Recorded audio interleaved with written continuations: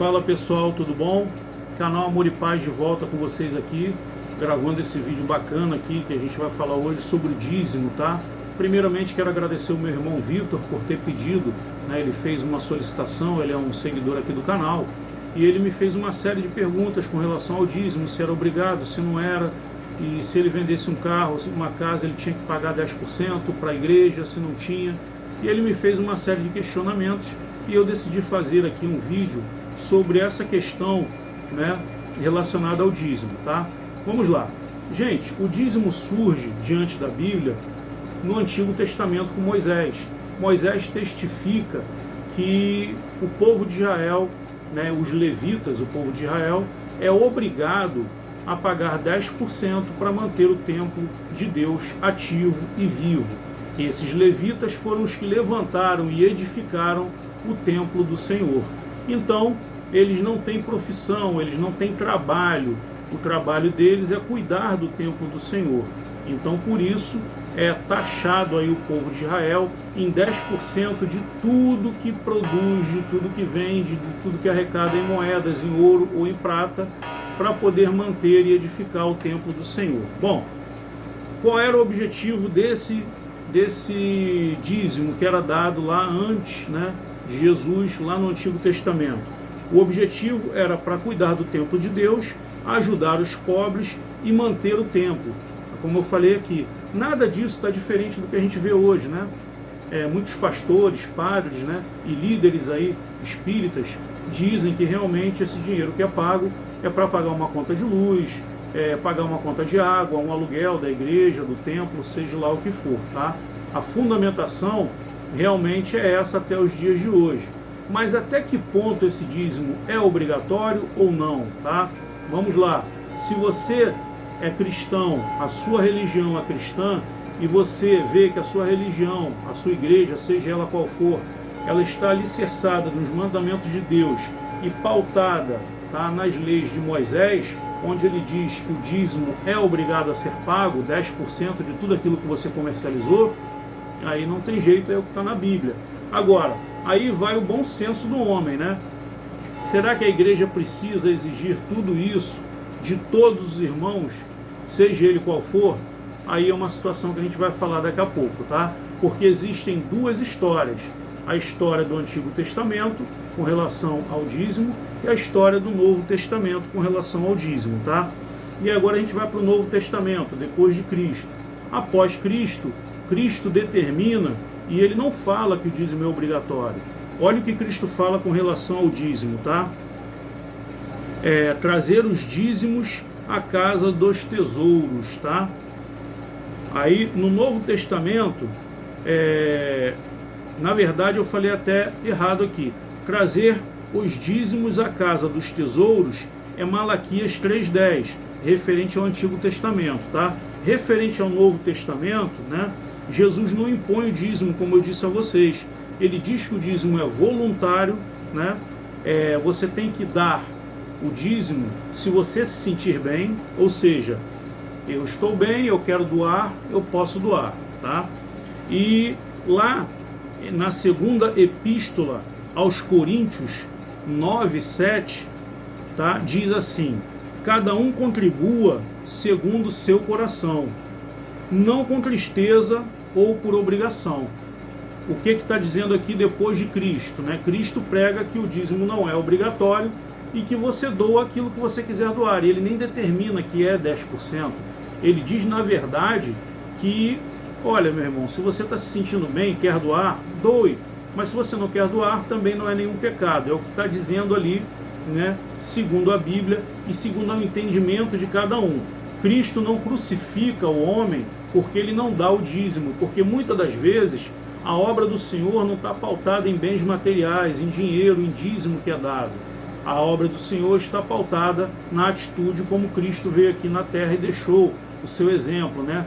Tratando bem dos leprosos, cuidando do cego, estendendo a mão, tá? Levantando a prostituta do chão, que atira a primeira pedra aquele que nunca errou. Então Cristo deu o exemplo de que não precisa ter fortuna para você fazer a caridade.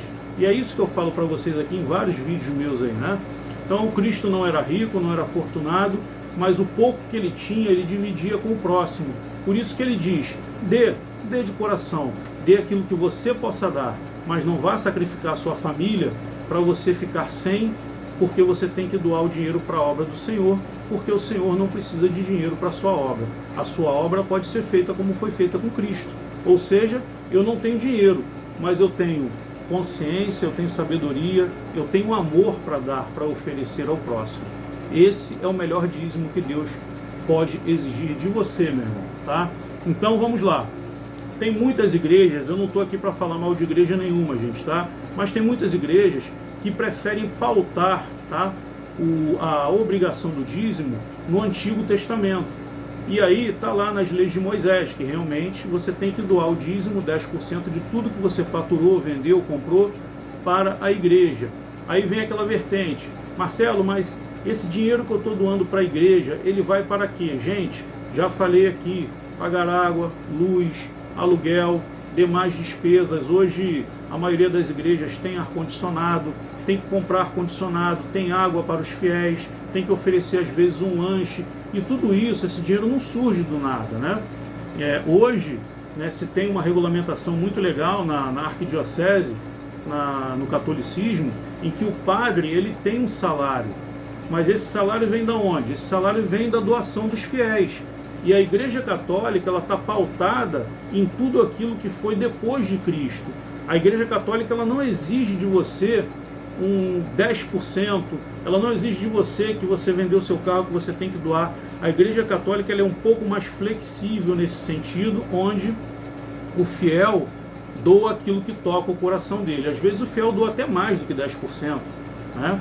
Mas ele doa aquilo que toca o coração dele. E é esse dinheiro que vai para a arquidiocese e que muitas das vezes é repassado para lá, para a Itália, para Roma, e é mantido o salário de um padre, tá? Vamos para a igreja agora evangélica, tá? Não estou dizendo que são todas, mas a grande maioria pauta a obrigação do dízimo no Antigo Testamento, ou seja, é obrigado você dar 10% do seu salário. Ah, mas se eu não tenho salário, né? Dê o que tem no seu bolso. Muitas das vezes eu já vi igrejas fazendo isso, eu mesmo, né, frequentei muitas igrejas e presenciei. Então o questionamento do meu amigo Vitor, que está me assistindo agora aí, e muitos outros, é esse: poxa, mas se eu não tenho nada, eu sou obrigado a dar o dízimo? Veja bem, gente, você não vai ser excomungado pela Igreja Católica se você não doar lá. Você não vai ser queimado no fogo do inferno se você não doar na igreja evangélica, e muito menos no Espiritismo. Por quê? Jesus, quando veio, ele já destituiu essa lei de Moisés lá atrás. Ele diz o quê? Que doe aquilo que toque o seu coração. Se você se sentir bem e achar por bem doar, doe. Mas se você não quer doar, tá tudo bem. Tá? Muitas das vezes, o irmão está passando por uma necessidade financeira e o único dinheirinho que ele tem é para comprar aquele pão para o filho dele no dia seguinte. E muitos fiéis, né, às vezes doam esse dinheiro, independente da religião, tá, gente? Independente da religião. E o líder que está lá na frente diz assim: dá o seu dinheiro porque Deus vai multiplicar e amanhã você vai ter em dobro para comprar 2, 3 pães. Dá o dinheiro do seu carro aqui porque você vai comprar um carro 3, 4 vezes mais caro do que o que você vendeu. Então, assim, isso é o materialismo, tá? A igreja ela precisa sim da obra, ela precisa de fundos, tá? Porque a igreja também faz uma obra social, a igreja remove moradores de rua, né, para abrigos, a igreja faz doação de quentinhas, de cestas básicas, e tudo isso é mantido com dinheiro que é doado pelos fiéis, tá? Então eu sou de acordo com que doe, mas eu não sou de acordo com que doe aquilo que é determinado pelo Antigo Testamento, e sim pelo Novo. Doar aquilo que eu posso doar, né? Eu vou doar aquilo que eu posso doar 50, 100 reais, 10, 1 real. Eu não posso doar nada ao padre, pastor ou presidente. Eu não posso doar nada, eu só posso doar o meu amor. Cara, já é tudo. O amor que você doa para o seu próximo, para Deus, é muito maior do que a obra financeira que está sendo edificada em cada templo. Porque muitos pastores, muitos padres e muitos presidentes de igreja do Espiritismo, né, vão dizer que aquele dinheiro é para a obra do Senhor. Mas muitas das vezes o dinheiro é para outras finalidades que muitas das vezes vai fazer falta no seu bolso. Então Jesus deixou um legado maravilhoso. Quer melhor exemplo e escola do que Jesus? Que disse que o quê? Que você dá o que você pretende dar, o que o seu coração quer dar. Não significa que aquele irmão que dá muito mais milhões, que ele vai para o céu e você vai ficar no inferno. Isso não tem relação nenhuma, tá? Porque simplesmente, gente, é o coração que vai tocar na hora em que tem que ser tocado.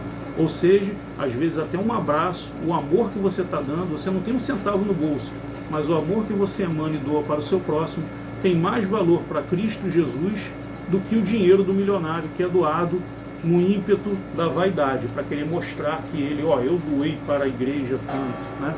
Então pensem nisso, reflitam sobre isso, tá? Eu não concordo com o Antigo Testamento, em que o dízimo tem que ser obrigado, mas eu entendo que as igrejas e os templos religiosos, eles dependem de se manter, senão não teria, né, eles aí, como é que se manteriam, né? O governo não ajuda em nada, então é necessário que se faça a doação, mas que não se entre numa obrigatoriedade, mas sim naquilo que toca o seu coração, tá? Então, veja muito bem qual o caminho que você está seguindo, né? Eu não estou aqui para falar de A, B, C ou D, mas muitas das vezes tem pessoas levianas no meio desse caminho, em qualquer religião, onde o dinheiro vai ser utilizado para outros fins que não seja a caridade, né, a filantropia e ajudar o próximo. Eu já vi fatos que muitos, né, irmãos doaram o dízimo durante 2, 3 anos, e quando esse irmão ficou desempregado, ele foi solicitar aquele templo uma ajuda, e o líder que estava ali à frente, né, disse para o irmão procurar um emprego. Quer dizer, o irmão deu o dízimo 2 anos. Seria difícil para esse templo doar para ele uma cesta básica até ele poder manter a esposa, o filho, e até ele poder arrumar um novo emprego? Seria difícil esse templo, né, religioso, né, dar um pecúlio para ele até ele conseguir se recolocar no mercado de trabalho? Eu penso que muitas coisas têm que ser avaliadas, né?